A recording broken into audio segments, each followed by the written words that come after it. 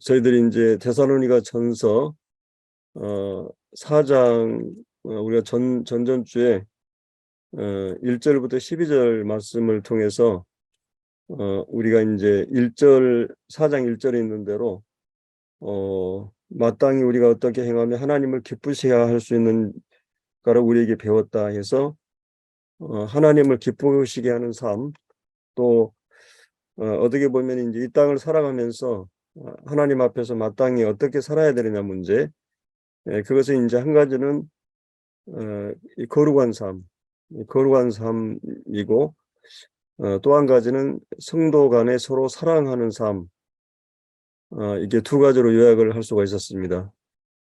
이게 이제 하나님께서 거룩한 분으로서 우리를 구원하신 은혜를 주신 것은 우리가 거룩한 삶을 살아가는 것이다. 어떻게 보면 이것이 이제 우리가 영성이란 말을 많이 하는데 이 영성을 좌우하는 말이 아닐까. 특별히 이제 우리가 살고 있는 시대는 문화적으로 이렇게 많은 유혹이 있는 시대고, 그래서 어떤 분은 요즘은 음식을 금식하는 것보다 이 우리가 사용하고 있는 많은 매스미디어를 금식하는 것이 이게 오히려 더 우리 영적인 우리 마음을 더 이렇게 집중하고 맑게 할 수 있다, 이런 말을 했었는데, 그래서 참 우리가 이런 많은 매스미디어에 노출되어 있고, 저도 모르게 이게 핸드폰에 손에 자주 가고, 또 이게 보면 좀 재밌는 것들이 많잖아요. 그러니까 좀 틈이 나거나 시간이 되면 자꾸 그런 것들을 이제 만지게 되고 보게 되는데, 사람들의 어떤 눈을 끌고 재미를 이렇게 주는 그런 많은 것들이 우리를 유혹하고 있고, 그런 것들 금방 이렇게 보면 그냥 시간이 막 훌쩍 가버리고, 그래서 이제 이런 것들을 보면서 참 우리가 우리 자신을 지키고 이렇게 정결케 하는 것이 쉽지 않은 시대인데, 하여튼 이렇게 주님은 거룩한 삶을 요구하고, 그래서 어떤 분들이 이제 테레비를 아예 없애버리는 그런 경우도 있고, 이게 이제 이 핸드폰이 우리의 우상이 돼 있고, 특별히 젊은이들의 우상이 되어 있는 걸 볼 수 있습니다. 이렇게 거룩한 삶, 이게 교회가 교회되고 교회가 거룩할 수 있는 것, 이것이 주님이 교회를 부르신 목적이기 때문에. 그리고 이제 또 한 가지는 이제 형제 사랑에 대해서, 주님의 사랑을 가지고 형제 사랑이 이루어질 때 교회가 이렇게 교회를 부르신 목적, 교회가 존재하는 목적은 하나님이 거룩한 하나님의 전으로서, 또 하나님의 사랑이 이 교회 안에 일어날 때 이 세상 사람들이 이제 우리가 하나님의 사람으로, 하나님의 제자로 이렇게 인정하고 제자로 본다고 하는 말씀이죠. 그래서 이제 이런 부분에 대해서는 아마 이 사도 바울의 서신뿐만 아니라 예수님의 말씀 가운데서도 우리 개인의 삶이나 교회의 중요한 교회가 지켜야 될 부분은 거룩한 하나님의 성품과 또 사랑을 반영하는, 또 이것이 쉽지 않은 거지만 가까운 데서부터 이렇게 이루어지도록 우리가 늘 힘써야 되는 부분이 아닌가, 이렇게 생각을 합니다. 오늘 이제 13절부터 18절까지 말씀에서는요, 이제 삶의 문제를 다뤘는데, 이제 죽음의 문제, 13절에 보면은 형제들아, 자는 자들에 관하여는 너희가 알지 못함을 우리가 원하지 않는다. 사도 바울의 서신에는 너희가 알지 못하기 원치 않는다, 이런 말이 참 많이 나오죠. 그래서 아마 이제 이 부분에 대해서도 이제 성도들이 주님을 기다리고 재림을 기다리고 이렇게 이 고난과 핍박 가운데서도 참 이런 좋은 신앙 가운데 있었는데, 이제 먼저 된 나이가 들어서 이제 돌아가신 분도 있고, 이렇게 죽어가는 성도들에서 궁금한 생각이 들었던 거죠. 그래서 이제 이런 부분에 대해서 사도 바울이 알고 이제 이 부분에 대해서 오늘 이 본문에서 다뤄주고 있습니다. 이 죽음에 대해서. 그래서 이제 우리가 참 우리가 이제 어려운 일을 당하면, 우리가 어려운 일을 당하면은 정말 삶이 고달프고 힘들 때, 피곤하고 이제 힘들면 주님이 언제 오시려나 이런 생각을 하게 되죠. 너무 힘들고 어려우면 빨리 주님이 오셨으면 하는 그런 마음이 이제 우리 안에 일어나는 거 볼 수 있는데, 여하튼 그 주님의 오심, 주님의 재림, 이것이 굉장히 중요한 주제고, 또 구원의 궁극적인 완성이 이 종말에 이루어지기 때문에 우리는 이제 이 주님의 오심을 기다리고 또 사모해야 되는 부분이 있습니다. 초대교회 성도들은 주님을 진짜 간절히 사모했고 오심을, 또 교회사의 부흥기에 보면은 주님의 재림을 이렇게 기다리고 사모했고, 우리 이제 한국 그 초기 교회에 보면 언제 주님 오시려나 이렇게 찬송들도 많고, 초대 성도들은 이제 일제 시대나 6.25 공산치하에서 이 고난 속에 있을 때 참 주님을 그렇게 간절히 기다렸던 이런 그 노래나 찬송들이 많이 있죠. 그래서 참 이런 거를 볼 때 참 우리가 너무 이제 이런 부분에 대해서 참 무뎌져 있지 않는가 하는 생각을 갖게 됩니다. 하여튼 이 종말에 대해서는 두 양극단이 있죠. 한쪽은 종말에 도취돼서 너무 이제 지나치게 과잉 반응을 하는, 이제 고린도 데살로니가 후서에 보면은 시동심하는 이런 사람들이고, 또 어떤 경우는 종말에 대해서 너무 냉랭한 태도를 갖는, 이런 이제 예를 들어서 베드로후서 3장에 보면은 이게 이제 그 주님의 오심이 그 인제 그 아주 인제 뭐 없는 것처럼 이 불허이절해하는 이런 무리들이 또 일어났던 걸 볼 수 있습니다. 그래서 이제 오늘 저희들이 이 본문에서 이 주님의 재림, 그다음에 우리의 부활, 어 부활, 그리고 인제 주님의 휴거, 그리고 인제 그리스도와 교회가 재결합하는 이 네 가지 문제들을 오늘 이 본문에서 한번 생각해 보겠습니다. 어 한 가지는 인제 우리가 먼저 이 죽음에 대해 생각할 때, 어떻게 보면 우리는 이제 죽음이 우리의 삶이 시작되면서부터 죽음은 인제 예약이 돼 있고 확정이 돼 있고, 이것은 아무도 피할 수 없는 이 죽음의 맨발을 달고, 우리는 70-80 년이라는 세월이 지나면 반드시 죽음 앞에 서게 됩니다. 죽음은 엄숙한 문제고, 우리가 출생과 함께 죽음은 엄연한 사실이기 때문에 우리가 꼭 70-80년 살기 전에도 얼마든지 이 감람에서 감이 익은 감만 떨어진 게 아니라 생감이 떨어지듯이 그 이전에도 많이 죽는 경우가 많죠. 저도 인제 제 친구들이나 내 주변 많은 젊은 사람들이 많이 이미 이 제가 학교 다닐 때도 그 중학교 때 죽은 친구가 있었고, 그 이후에도 많은 주변의 친구들이 이 객지에서 만나면 죽었다는 소식을 들은 경우가 있습니다. 참 이 죽음이란 무엇인가? 정말 인제 죽음이라고 하는 것은 우리에게 인제 예 갑자기 인제 찾아올 수 있는 문제인데, 그래서 인제 이 죽음의 문제에 대해서 사도 바울이 여기서 인제 죽음에 대해서 인제 한 가지는 잔다고 이렇게 표현하고 있습니다. 13 절에 자는 자들에 관하여는. 그리고 이제 14 절에서도 예수 안에 자는 자들에 대해서 이렇게 말을 하고 있죠. 정말 인제 이 죽음이라고 하는 것은 우리가 인제 어디서 왔고 어디로 가는가, 또 왜 우리가 이제 살아가는가, 또 우리가 인제 어디서 영혼을 보낼 것인가, 영영한 형벌 저주 가운데 살 것인가, 아니면 영원한 영생 가운데 살 것인가, 이것은 우리가 이 땅을 살아가면서 이렇게 우리의 믿음의 선택에 따라서 이 좌우되는 거 우리가 볼 수가 있죠.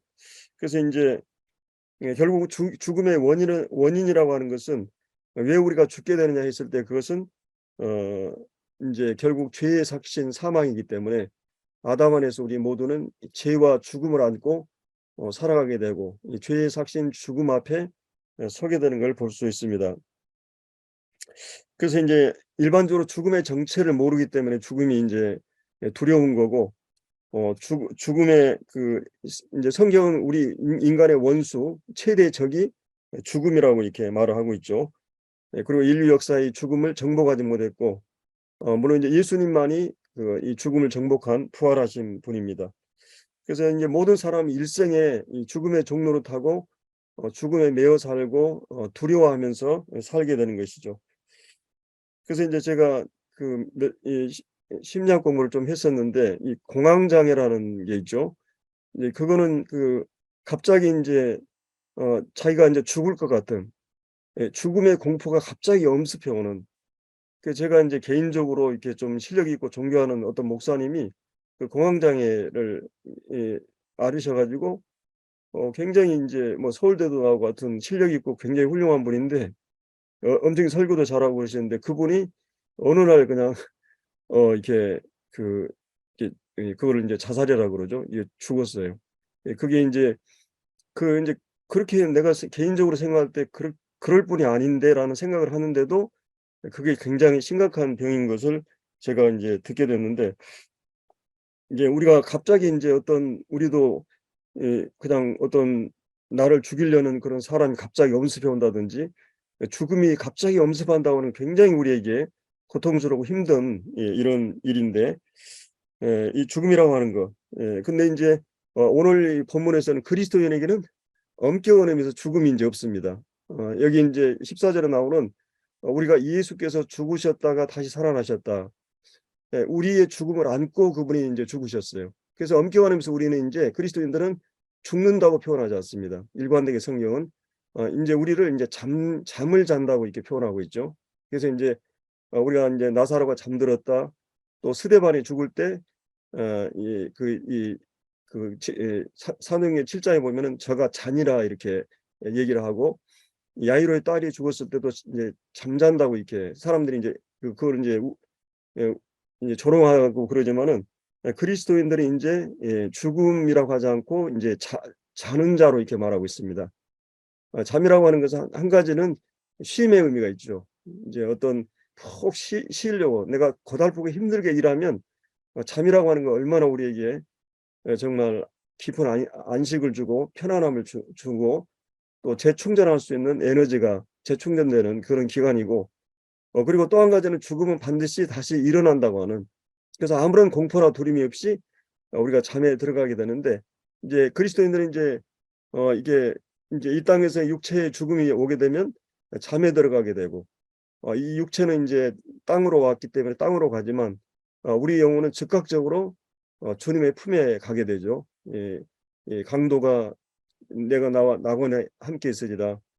바로 그리스도인은 죽음과 함께 바로 주님의 그 영혼은 하나님 품에 가게 됩니다. 그래서 인제 육체는 이 땅에 있고 물론 그 영혼이 이게 죽음과 함께 이 육체를 벗으면서 이 영혼을 담는 중간 단계에 옷이 있다고들 얘기를 합니다. 그래 하여튼 그 영혼이 이 아브라함이 인제 나사로 성도들이 다 서로 알아봤잖아요. 또 모세, 엘리야 먼저 된 성도들이 이렇게 나타난 경우가 있죠. 분명히 인제 어떤 그런 형체를 가지고 보이게 나타났기 때문에 아마도 우리 먼저 간 성도들이 지금 하늘나라에서 인제 어떤 형태로 이렇게 거처를 하고 있는 거죠.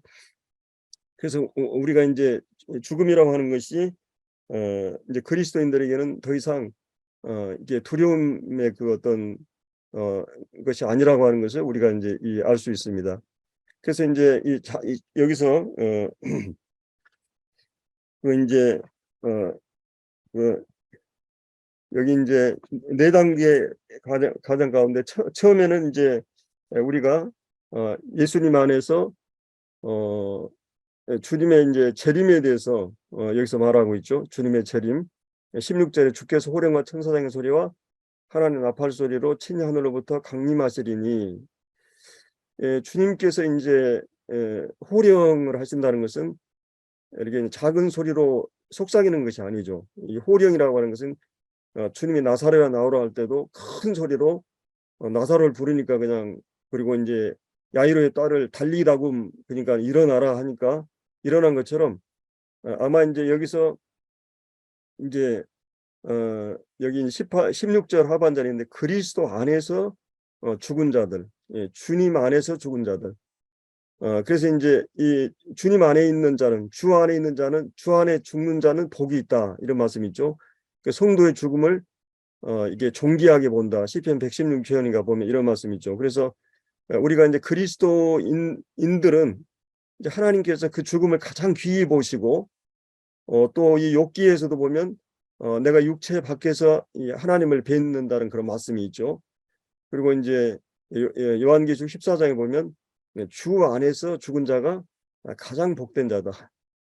이 죽음을 이렇게 표현하는 경우가 없죠. 그래서 인제 이렇게 우리가 그리스도 안에서 이 죽은 자들, 그 자들이 주님의 그 호령에 의해서 일어나게 될 것입니다. 우리의 이제 어떤 육체는 완전히 원소가 분해돼 가지고 사라져 있지만은 이 하나님께서 부르시면은 바다나 무덤이나 모든 곳에서 흩어진 육체들이 다시 이렇게 이제 이 영혼과 재결합을 해서 이 영화로운 몸으로 이렇게 변화될 것을 말하고 있어요. 그래서 이제 주님의 이 호령과 그다음에 이제 천사장의 소리. 저는 요즘 천사를 말하다 하는 이게 두꺼운 책은 한 400페이지 되는 이 천사에 대한 그런 책을 읽고 있는데 정말 이 천사는 놀라운 존재예요. 하나님의 세계에 어마어마한 주님도 12 더 되는 영이라고 말씀하셨고 만구 하나님의 만군의 그 만구를 가지고 있는 하나 여호와, 그래서 어마어마한 하나님의 천사들의 세계가 있는데 이 천사들이 인제 그 천사들의 그 장인 천사장이 그 천사들을 동원해서 주님을 따라오게 되고 이 하나님의 나팔 소리, 물론 이제 나팔은 성경의 마지막 나팔이 계시록에 보면은 7 심판 7 나팔이 나오죠. 마지막 나팔이 나오는데 여기 이제 고린도서 15장에서도 마지막 나팔이 나와요. 근데 여기 이제 여기 나팔은 구원받은 성도들을 부르는 이제 축복된 그런 이 소집이고 이 이제 계시록에 나오는 것은 무서운 저주와 심판의 나팔을 말하는 거죠. 그래서 이제 같은 마지막이라는 말을 쓰지만은 그 개념이 좀 다른 이 하나님의 나팔로 친히 주님께 직접 하늘로부터 이제 이 땅에 강림하시는, 이게 이제 이 강림이란 말이 파루시아라는 말인데 이게 이제 황제나 왕이 등극가 나타날 때 쓰는 말이에요. 주님이 인제 초림에는 인제 어떤 약한 모습으로 또 인제 사람들에게 자신의 영광이나 이 모든 것을 가리우고 인제 이게 오셨지만은 또 십자가의 죽음으로 연약한 모습으로 어떻게 보면 보이셨지만은 주님이 이제 다시 오실 때는 그 영광의 왕으로서, 그리고 주님의 오심은 물론 이제 여기서는 그러지 않지만 여기서는 이제 휴거기 때문에 휴거는 순간적으로 호련히 일어나는 거죠. 주님의 지상 재림은 모든 그를 찌른 자도 전 세계적으로 가시적으로 영광 중에 공개적으로 주님이 직접 오시는 지상 재림이 있지만 7년 전에 교회가 휴거할 때는 호련히 순간적으로 이 아무도 모르게 이렇게 오는 그 주님의 오심인 걸 볼 수 있습니다. 이 교회를 신랑 되신 주님께서 신부가 인제 신부가 다 이 교회로서 이루어졌을 때 이게 신부를 부르기 위해서 오시는 그런 부름이죠. 하여튼 주님이 인제 공중에 인제 이렇게 오셔서 공중에서 교회와 그리스도와 신랑이 이렇게 만나는 이런 장면을 볼 수 있습니다. 그래서 인제 먼저 인제 15절에 보면은 그 인제 우리가 주의 말씀으로 너에게 이것을 말하오니 주께서 강림하실 때까지 우리가 살아남아 있는 자도 결단코 앞서지 못하리라. 인제 주님의 오심은, 예수님의 오심은 이 주의 말씀으로 너에게 이것을 말한다. 그러니까 이제 예수님의 오심이라고 하는 것은 이 예수님의 오심은 확실한 사실이잖아요. 이 성경에 나오는 하나님 말씀은 그것이 뭐 한마디만 주어져도 그거는 확실한 것입니다. 근데 이 재림이란 예수님의 재림에 대한 얘기가 신약 성경에 한 300군데가 나와요. 명확하게. 24권의 성경에서 얘기하고 계시록 같은 데는 전체가 예수님의 오심에 대한 얘기로 가득 차 있습니다. 그래서 인제 이 초림보다도 재림이 더 많이 언급되고, 그래서 인제 이 예수님의 오심에 대한 사실은 한마디 말만 해도 하나님 말씀 그대로 이루어지는데 300군데 이상 이 말씀이 주어지고 이 주의 말씀에 근거해서 주님의 오심은 신약 성경 전체에서 가르쳐 주고 있다고 하는 것입니다. 이 주님의 오심은 명확하고 분명한 사실인 것을 우리가 기억할 수 있고, 그래서 인제 여기에 우리 살아남아 있는 자도 자는 자보다 결코 앞서지 못하리라. 이 말에 대해서 인제 16절 하반절에 보면 그리스도 안에 죽은 자들이 먼저 일어나고, 그러니까 인제 지금 예를 들어서 지금 예수님이 오신다면 우리 살아있는 성도들이 있고 지금 우리 전에 있는 초대교로부터 죽은 성도들 있잖아요. 먼저 그들이 일어난다고 하는 것이죠. 먼저 육체적으로 죽음을 임했던 모든 성도들이 먼저 일어나게 됩니다. 이게 이제 부활이죠. 영과 육이 결합이 돼서 부활하는 것을 말하는 것입니다. 이게 이제 성경에 보면 이제 부활을 두 가지로 얘기하잖아요. 악인의 부활과 선인의 부활에 대해서 의인의 부활과 선인의 부활에 대해서 이제 이 사도행전 24장에 사도 바울도 얘기하고, 우리가 이번에 요한복음 이 5장에서도 악인의 부활과 이 선인의 생명의 부활에 대해서 얘기했죠. 그러니까 이제 이거는 주님이 휴가할 때 선인의 부활, 이 교회 부활이 있고, 그다음에 이제 7년 환란이 끝나고 지상 재림하시고 천년 왕국이 끝나는 백보자 심판 전에 여러분이 이제 계시록 20장에 보면 땅과 바다와 무덤과 모든 것이 그 이제 이렇게 내어준다는 말이죠. 그러니까 이제 거기서 바다에 죽은, 무덤에 죽은 모든 사람들의 육체가 이제 하나님 앞에 불림을 받는. 그래서 그때 이제 부활이 나옵니다. 또 하나의 부활이 악인의 부활이죠. 그때는 이제 백보자 심판 때 최종적인 이 악인과 선인, 구원받은 자 안 받은 자를 심판해서 마지막 불못에 던지게 되는데, 마지막 최종 심판이, 그래서 이제 음부에 들어갔던, 그래 지금은 바로 지옥 불못이 아니라 이 천국의 지옥의 대기소인 음부에 이제 그 거지 나사 부자가 들어갔잖아요. 그리고 이제 그런 그 대기소라고 할 수 있는 곳에서 이제 결국은 내어주게 되죠. 음부도 내어주고 모든 곳에 내어주고, 결국은 이제 백보자 심판이 이루어지고 최종 심판의 결과는 이제 불못에 이게 넣는 것을 이제 보게 됩니다. 그래서 이제 여기서 먼저 이제 죽은 성도들이 이제 부활하는 그 내용이 나오고, 그다음에 17절에 그 후에 이제 살아 남은 자들 또 이제 이 부활하는. 그래서 이제 예수님이 영광스러운 재림과 그다음에 이제 성도들의 이제 부활, 먼저 죽은 성도들이 이제 먼저 이렇게 이제 순서적으로 순간적으로 이루어지지만 먼저 이게 부활, 영화로운 몸으로 부활하는, 예수님이 부활했던 몸으로 그 고린도전서 15장에 보면 이 몸이 어떻게 부활하느냐, 이 질문에 대해서 바울이 이 썩을 몸이 썩지 않고 죽을 몸이 죽지 않고 약한 몸이 강해지고 또 영원히 죽지 않은 몸으로 부활할 것에 대해서, 이제 이 신령한 몸으로 부활할 것, 이거에 대해서 이제 고린도서 15장에서 말하고, 뭐 이제 씨앗이 열매로 변화하듯 또 이 동물들과 사람들의 육체의 종류가 다르고 또 천체 하늘의 그 별과 별의 영광이 다 다르듯이 하나님께서 이런 거를 예화로 해가지고 이제 이 영화로운 몸으로 변화될 것에 대해서 이렇게 말을 하고 있죠. 그래서 이제 이 육체와 영혼이 결국은 이제 다시 결합해서 완전하게 하나님 앞에서 영화로운 몸으로 이제 변화되는, 그리고 우리가 하나님을 대면하고 또 하나님을 이렇게 영광 앞에 접할 수 있는 그런 적합한 이 몸으로 하나님께 변화하게 하고, 우리가 시간과 공간을 초월해서 이제 마음으로 움직일 수 있는 몸으로 변화되는 것입니다. 이런 사실은 그리스도인에게는 이제 빌립보서 3장 20절 21절에 있는 대로 우리의 이 낮은 몸이 그의 영광의 형체의 몸과 같이 변화되어서 참 그 주님이 변화된 그것처럼 우리가 변화된다고 하는 약속을 우리가 받고 있죠. 그래서 이제 성도는 예수님의 재림을 기다리는 소망도 있지만 내 몸이 내가 이제 영적으로 이제 구원받았지만 또 이 성품적으로 계속 이 땅의 훈련과 시련의 과정을 통해서 주님 안에서 주님을 닮아가는 그런 성화가 이루어지지만 궁극적으로 영화로운 몸으로 변화되는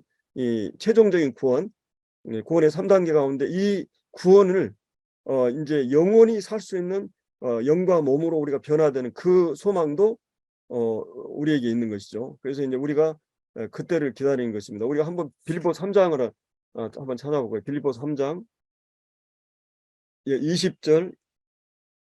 그러나 우리의 시민권은 하늘에 있는지라 거기로부터 구원하는 자 곧 주 예수 그리스도를 기다려오니, 우리가 이제 주님의 재림을 기다리죠. 주님이 오시는, 그는 만물을 자기에게 복종하게 하실 수 있는 자의 역사로 이 우주 만물을 주님은 그분의 명령에 복종하게 할 수 있는 그 능력으로 우리의 낮은 몸, 지금 이제 이 몸은 썩고 부패하고 또 늙고 약해지고 이런 이 낮은 몸이죠. 이 낮은 몸을 자기 영광의 몸의 형체, 예수님이 변화됐던 그 영광의 몸의 형체와 같이 변하게 하시는. 그러니까 예수님께서 이제 오실 때 우리에게 이 일이 이루어지는 것을 이제 예, 예, 볼 수 있죠. 그래서 다시 이제 본문으로 이제 갔어요.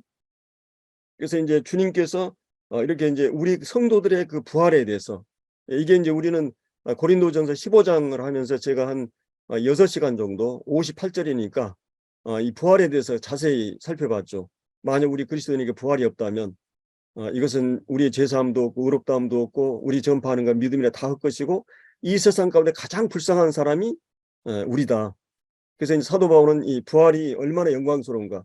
어떻게 보면 고린도전서 초기에는 십자가의 도에 대해서 그리스도의 지혜가 뭐냐, 능력이 뭐냐, 이 복음, 예수님의 그 죽으심에 대해서, 십자가에 대해서 초점이 맞춰졌다면 중간중간 계속 그게 나오지만 마지막 이 고린도전서 15장에 가서는 복음의 핵심인 예수님의 죽음과 부활이라고 하는 초점을 맞춰가지고 우리 부활이 확실한 것이다. 그리고 부활의 순서에 있어서 천년맨 그리스도와 쭉 우리가 이제 어떻게 부활하는 그 과정들을 얘기하고 우리가 어떻게 부활하고 이런 과정들에 대해서 우리가 부활의 영광, 부활의 그 어떤 모양, 그리고 이제 부활이 어떻게 이루어지고 그 부활 기다리는 성도들은 어떻게 살아야 되냐 이런 거를 우리가 이제 살펴보았습니다. 여러분이 자세히 한 번 더 들으시려면 GNTV에 지금 다 나와 있으니까 고린도 15장에 보면은 부활에 대해서 이렇게 쭉 얘기를 해주고 있죠. 어때요? 여러분들은 주님 오심을 이렇게 기다리고 있습니까? 내가 이렇게 완전한 온전한 몸으로 내가 구원될 그날을 정말 소망하고 갈망하고 있습니까? 우리는 피곤하면 막 쓰러져 자고 싶고 이게 아직도 막 무리하면 내가 이 몸이 약해지고 또 병이 들고 막 이러잖아요. 근데 이 완전한 몸으로 온전한 몸으로 변화되는 이 구원, 그래서 이제 주님 오신 날이나 이 소망을 우리에게 큰 위로가 되고 이것보다 큰 위로가 없는데 때로는 이제 그 성도들이 이 어떤 사람들은 믿음이 준비되지 않는 사람들은 이 확고하지 않은 사람들은 이런 거에 대해 주저하게 되고 또 이 성도들도 세상이 너무 좋아서 푹 빠져 있는 성도들은 또 주님도 잘 믿고 또 세상도 적당히 살면서 하다 보니까 주님 재림에 대해서 우리가 많이 무뎌져 있는 우리 자신을 이렇게 보게 됩니다. 우리가 이제 죽음이라고 하는 장례식에 가보면 그 사람의 신념이나 믿음이나 또 가치관이나 종교나 그 사람이 어떤 사람인가 금방 드러나죠. 장례식에 가보면 어떤 경우는 이제 절을 하기도 하고 또 곡을 하기도 하고 또 어떤 경우는 목탁을 두드리기도 하고 어떤 경우는 찬송을 하고 그 장례식에 가면 그 사람이 어떤 사람인가 금방 드러나는 걸 볼 수 있어요. 정말 우리는 이 죽음에 대한 태도에 따라서 삶의 질이 태도가 달라지는데 죽음이 전부라고 하는 사람들, 우리 인생의 죽음이 모든 것이 종지부고 끝이라고 생각하는 사람들은 오늘 어떻게 살겠어요? 흥청망청 방탕하게 이렇게 이제 얼마 남지 않은 삶에 대해서 훌쩍 지나간 이 인생에 대해서 흘러간 옛노래를 들으면서 이게 내 인생이 이렇게 빨리 가버렸구나. 이제 내 인생이 이제 10년, 20년밖에 안 남았구나. 이런 사람들은 정말 아쉬워하면서 그런 생각을 하게 되겠죠. 그러나 이제 우리 오늘 본문에 있는 대로 우리 그리스도인들은 주님을 만날 날을 기다리는, 이 그리스도인의 죽음이라고 하는 것은 주님을 만날 날을 기다리는 날이고 그다음에 내가 이제 주님 오실 때는 영화로운 몸으로 이제 가는 천국에 들어가는 길이기 때문에 이것이 어떻게 보면은 이 땅의 아쉬운, 내가 주님 앞에 주님이 주신 기회를 활용하지 않는 것 때문에 안타까운 시간들이 지나고 있지만 내가 정말 주님을 위해 헌신하고 봉사하고 복음 전하고 막 이런 일을 하지 않은 것 때문에 그런 안타까움이 있지만은 주님을 만나야 된다고 하는 그것 때문에 또 이게 주님의 성도들을 만나는 그 날이 가까우고 있다고 하는 것이. 그래 시간이 한정돼 있지만 죽음이 전부라고 하는 불신자들하고 성도들의 삶의 태도는 전혀 다른 거를 우리가 이제 볼 수 있어요. 어떤 엄마가 뭐 몇 아들이 있었는데 거기에 이제 한 3명은 하나님 믿는 사람이고 마지막 아들은 막내는 아직 하나님 믿지 않아 가지고 첫째 아들한테 마지막 임종하면서 어 굿나잇, 굿나잇 하다가 마지막 아들한테는 굿바이, 다시 만날 수 있는 아들한테는 굿나잇 하지만 인제 다시 만날 수 없는 영원히 이별하는 거기 때문에 그래서 그 아들이 충격을 받고 예수 믿었다는 얘기를 제가 들었었는데 참 이렇게 우리가 이제 이렇게 그리스도의 재림, 그리스도 안에 죽음이 정말 어떤 의미가 있고, 또 그리스도 안에서 마지막 우리 이 소망에 대해서 어떤 태도를 가져야 되는가, 이제 이런 걸 살펴볼 수 있고요.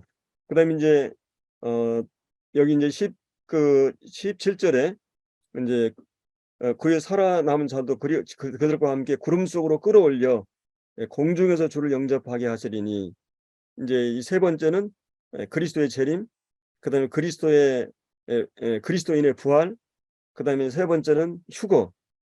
여기 인제 이 인제 구름 속으로 끌어올려, 이 끌어올려라는 말이 이제 휴거라는 말이죠. 예.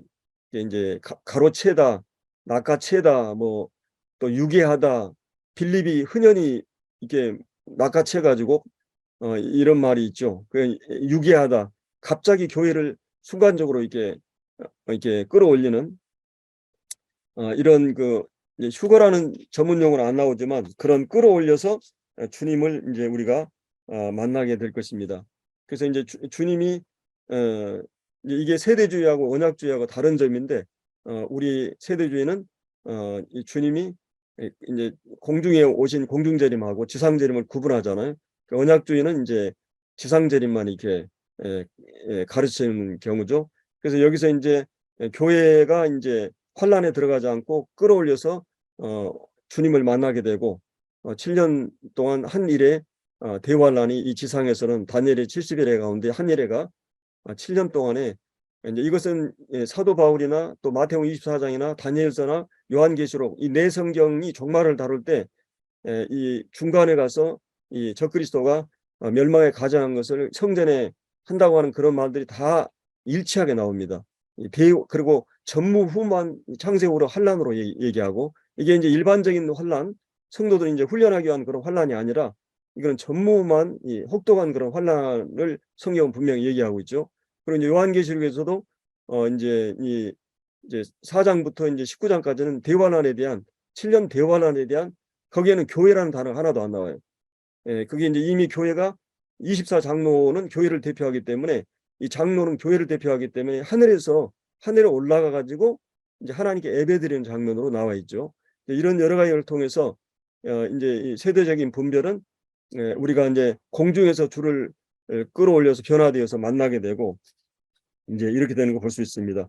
그래서 인제 우리는 이 어 한순간에 이제 휴가가 이루어지면 비행기 타고 가거나 뭐 배 타고 가거나 또 자가용 가다가 그냥 올라가 버리죠 그냥 순간적으로. 아마 이 세상에 난리가 날 것이에요. 이런 휴거의 날이 인제 우리가 가까이 오고 있는 걸 볼 수 있어요. 주님이 공중에 우리를, 교회를 부르러 오실 날을 우리는 인제 바라보고 있는 거죠. 그리고 인제 이 네 번째로 인제 주님을 영접하게 되는 교회와 그리스도가 이제 재결합하고 이 하나 되는 것을 여기서 인제 이 말씀을 해 주고 있습니다. 그래서 인제 우리가 인제 여기 인제 우리가 인제 이런 종말에 대한 얘기를 하면서 가장 중요한 부분은 여기에 인제 17 절에 나오는 어 "그리하여 우리가 항상 주와 함께 있으리라." 이것이 인제 가장 중요한 말씀입니다. 우리가 항상 주와 함께 있으리라. 그리고 18 절에 나오는 "그러므로 이러한 말로 서로 위로하라." 이렇게 말하고 있어요. 성경 우리에겐 사랑과 성령을 격려하라는 말이 있잖아요. 이렇게 인제 뭔 일을 하고 있는데 계속 그래 격려가 필요하죠. 이 사랑과 선행을 격려하고 사랑하고 선행하는 성도들이 있으면 계속 격려가 필요해요. 어린아이들이 격려가 필요하듯이, 또 마음이 처져 있고 절망하고 어려운 성도를 또 위로할 필요가 있죠. 위로의 사역도 굉장히 중요한 일이죠. 서로 힘을 심어 주고 다시 힘을 돋아 주고, 또 주님 앞에서 용기를 내서 나아갈 수 있도록, 저도 이제 강태과 씨 부부가 좀 이게 인제 다른 교회로 가야 되겠다고 이렇게 연락을 왔어요. 예. 왜 그럴까 많은 생각을 했어요. 우리 프로그램이 너무 길어서 그런가? 또 설교 시간이 길어서 그런가? 또 이분이 인제 여러 가지 생각을 했어요. 근데 인제 여하튼 이분이 자기들이 평생 신앙생활을 했는데 자기들하고 이렇게 맞지 않다고 이래 가지고 이렇게 갑자기 연락을 해 가지고 지금 좀 우리가 당황스럽고, 지금 그래서 저도 좀 마음이 굉장히 절망이 되고 힘이 들었는데 이제 오늘 말씀을 준비하면서 참 이 말씀이 좀 위로가 되고 또 제가 처져 있으니까 제 아내가 처져 있는 나를 위로하는 위로의 말들을 많이 했는데 정말 그 위로가 참 필요한 말씀이죠. 근데 여기에 정말 무슨 말로 우리가 위로를 할 수 있을까? 성도들이 이 땅을 살아가면서 초대교회 성도들은 우리보다 더한 어려움 가운데 있었을 건데 무슨 말로 그들을 위로해야 되는가? 이거는 오늘 우리가 봤던 그리스도인들의 부활, 주님의 재림, 우리의 휴거, 또 주님과 함께 우리가 결합하는 영접되는 이런 말로 우리가 서로 위로가 필요하지 않은가 하는 생각을 갖게 됩니다. 정말 여기 그래서 우리가 궁극적으로 바라는 것은 우리의 소망이 우리가 항상 주와 함께 있는, 그래서 항상 주와 함께 있으리다. 이런 말로 서로 위로하라고 말하고 있어요. 성도들 무슨 말로 어떻게 위로할까? 피곤하고 지친 낙심과 좌절 가운데 있는 성도들, 먼저 간 성도들로 인해서 믿음의 가족들, 어떤 경우든 문득 우리는 이런 성도들에 대해서 무슨 말로 우리가 그들을 위로할 수 있는가? 이게 이제 사도 바울이 13절에 말해주는 것처럼 소망 없는 자들처럼 슬퍼할 필요가 없다. 우리와 함께 있지 않지만 주님과 함께 있기 때문에, 또 다시 우리가 분명히 만날 것이기 때문에, 또 영원 무궁토록 함께 이제 함께 그리스도가 이 모임의 중심이 되어서 이게 죽음을 앞둔 성도들에게 위로가 될 것이고, 정말 죽음, 우울, 의기소침, 이런 모든 죽음이 가까운 성도들에게 우리가 위로할 말은 바로 오늘 이 본문에 나오는 우리가 주와 함께 있는 그것을 위해서 있다고 하는 것입니다. 얼마 있다 우리는 돌아갈 수 없는 돌아갈 길을 가게 되는데, 그러나 낙심하지 않을 것은 우리는 동반자가 없는 것이 아니고, 또 혼자 주님에게 가는 것이 아니고, 형제보다 더 가까운 친구처럼 우리와 함께 하시는 주님이 계시고, 우리는 이 본향으로 가기 때문입니다. 그래서 우리가 질병 사망이 가까워도 낙심하지 않을 것은 기쁨이 충만한 곳으로 우리가 가기 때문에, 이 부활이 주된 내용이라기보다는 항상 주와 함께 있는 이것이 더 중요한 이 달콤한 진리인 것을 볼 수 있어요. 먼저 간 성도들, 경건한 성도들 우리가 함께 만나 기쁨을 누리고, 이 모든 것보다 더 가장 큰 즐거움은 우리가 그리스도와 함께 하는 것입니다. 이보다 더 놀라운 능가할 즐거움은 없는 것이요. 그래서 그리스도와 함께 하는 것이 이제 우리 삶의 특징인데, 이게 두 가지로 구원받으면서 이 땅을 살아가면서 우리는 주와 함께 하기 시작합니다. 그리고 주님이 부르신 그때부터 보다 더 향상된 주님과 더불어 함께하는 삶이 영원히 지속될 거예요. 그래서 이제 지금 영적 상태에 이 주님과 함께하는 것이 지속되고, 이것은 막을 것이 아무것도 없습니다. 죽음이 이것은 나눌 수 없고, 천사장 하나님의 나팔 공포의 무시무시한 그날이 와도 우리를 주와 함께 하게 될 것이에요. 지금 나그네로서 이제 에녹처럼 주님과 동행하는 삶을 우리가 이 땅에서 살아가는 거죠. 하나님과 영적인 친교는 그 어떤 것도 빼앗을 수 없습니다. 이 땅에서 삶은 그리스도와 함께하는 삶입니다. 이는 너희가 죽었고 너희 생명이 그리스도와 함께 하나님 안에 감춰져 있다. 우리가 그리스도와 함께 일으키심을 받았고 죄에 대해서 죽고 하나님에 대해서 산 자가 되었기 때문에, 우리는 이제 하나님과 함께 동행하는 그리스도인의 특징이라고 하는 것입니다. 그래서 이제 우리가 구원받은 자면 목자와 양의 관계처럼, 또 이제 포도나무와 가지처럼 영적으로 분리할 수 없는 그리스도와 함께 연합한 관계고, 내가 저 안에 저가 내 안에 있는 그래서 이제 우리가 주님 때문에 때로 고난과 또 슬픈 일을 당하지만은 그리스도와 함께 할 수 있는 기쁨은 우리가 이제 주와 함께 항상 함께 있기 때문에, 그래서 그 어느 곳에서 우리는 때로 유랑하고 나그네 삶이 되어도 내 영혼이 그리스도의 품 안에 있다고 하는, 그래서 그리스도의 삶은 그리스도 함께하는 삶이라고 하는, 그리고 그리스도의 사랑이 항상 우리와 함께 흐르고 있기 때문에 때로 실패와 또 넘어짐과 연약에 빠질 때에도 누가 우리를 그리스도의 사랑에서 끊으리요. 성령의 내주하심으로 우리는 낙심할 필요가 없고 주님의 기름 부으심이 영원히 함께하기 때문에, 그래서 주님의 사역에 이제 종사할 때도 주님이 언제나 함께 한다고 약속했죠. 두세 사람이 내 이름으로 모인 곳에 내가 너희들 중에 함께 하겠다. 특별하게 임하고 함께 하겠다. 그리고 세상 끝날까지 너희가 복음을 전하고 제자 삼고 하면서 내가 세상 끝날까지 함께 하겠다.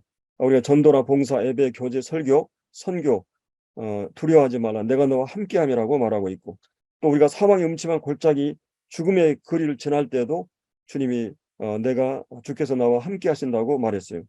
그래서 죽음 후에도 주님께서 우리에게 우리가 담대히 원하는 것은 이 거할 때나 떠날 때나 우리가 주와 함께 하는 것이다.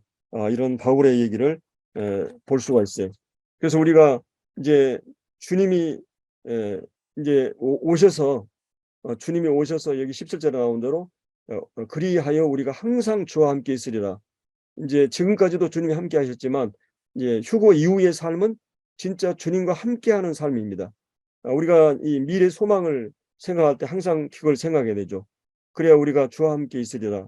항상 향상된 상태로, 이제 현재 상태보다 향상된 상태로, 또 현재 아무리 영적인 마음을 가지고 있어도 육신에 있는 한 예수님과 지금 떨어져 있는 상태죠. 장차 임하는 그 나라에서는 가까이 있게 될 것입니다. 떠나서 그리스도와 함께 있을 욕망, 이 빌립보서 2장의 사도 바울이 그곳에서 주님의 얼굴과 영원히 보게 될 것입니다. 먼저 죽은 성도들, 지금 상태보다 더 향상된 상태로 썩음의 종로에서 자유케 되어서 이제 주님 앞에 설 거야 될 것이요. 향상된 영광스러운 상태가 어떨까? 더 이상 땅의 일에 매이지 않고, 여러분이 이제 직장에 가서 또 사업하느라 이 땅을 살아 먹고 살기 때문에 이제 다 매여 있잖아요. 그러나 모든 일을 그만두고 주님의 나라에 가게 될 것입니다. 주님과 함께 영원히 교제하는 일 외에 없게 될 것이요. 주님과 함께 사랑 안에 서로 알게 될 것이고, 영원한 생명, 영원한 빛, 영원한 사랑, 영원한 평화, 영원한 기쁨, 영원한 안식 안에 우리가 들어가게 될 것입니다. 하나님이 자기 사랑하는 하고 자들에게 예비하신 모든 것, 눈으로 보지 못하고 귀로 듣지 못하고 또 사람의 마음으로 생각지 못할 그곳으로 우리를 가게 될 것입니다. 요한복음 17장에서 주님 마지막 기도하면서 저들로 이 영광을 보게 하고 기도하고 있어요. 마지막 주님의 한 기도의 내용인 것입니다. 그래서 우리는 이제 주님과 긴밀한 사랑 안에서 교제, 지루함이 없는 창조적인 이런 생명적인 사랑의 교제 속에 들어가게 되고, 이렇게 이제 그리스도 안에 새 생명으로 거듭난 모든 성도들이 이 교제에 들어가게 될 것입니다. 주님과 함께 하면서 주님의 성품이 지금 닮아가고 있고, 또 주님 나타나실 때에 되면 우리는 요한일서 3장에 나온다. 우리도 그와 같이 될 거라고 말하고 있어요. 주님이 하나님께 사랑 받으신 것처럼 우리도 사랑을 주고받으면서 신자는 영원히 그리스도와 동일시되고, 본문의 핵심이요 본질은 우리가 주와 함께 하는 삶이 우리를 기다리고 있다고 하는 것입니다. 그래서 주님과 우리가 떼어낼 수 없는, 그 어떤 곳에 떼어낼 수 없는 신랑과 신부, 목자와 양의 부모와 자녀 관계처럼 이렇게 그리스도와 함께, 이것이 이 땅의 삶의 시작이요, 이제 우리를 이 땅에서 계속 우리를 성숙하는 훈련을 하고 있고, 주님 없이 이제 아무것도 된 것이 없죠. 그래서 이제 고린도전서 15장의 마지막 보면 이러한 삶을 살고 있는 우리들이 늘 감사하고 또 흔들리지 말고 또 주의 일에 항상 힘쓰는 이 되라고 이 부활의 마지막 장에 얘기하고 있는 걸 볼 수 있습니다. 그래서 오늘 저희들이 우리의 소망, 우리가 궁극적으로 가는 영광스러운 복스러운 이 소망, 그것은 우리가 주님을 기다리는 일인데, 이제 우리가 궁극적으로 주와 함께하는 그 삶을 바라보면서 우리가 남은 생애를 우리가 어떻게 살아야 되느냐, 오늘 이 말씀에 있는 대로 정말 이제 이런 우리가 소망을 갖고 있는 이런 여러 말로 성도들을 위로하고, 물론 우리가 어떤 성도가 병들고 어떤 위험에 처하고 막 그러면 여러 말로 위로하는 경우가 있어요. 근데 우리는 정말 이러한 말로 우리가 그들을 위로할 수 있는 교제가 되면 좋겠습니다. 기도하고 마치겠습니다.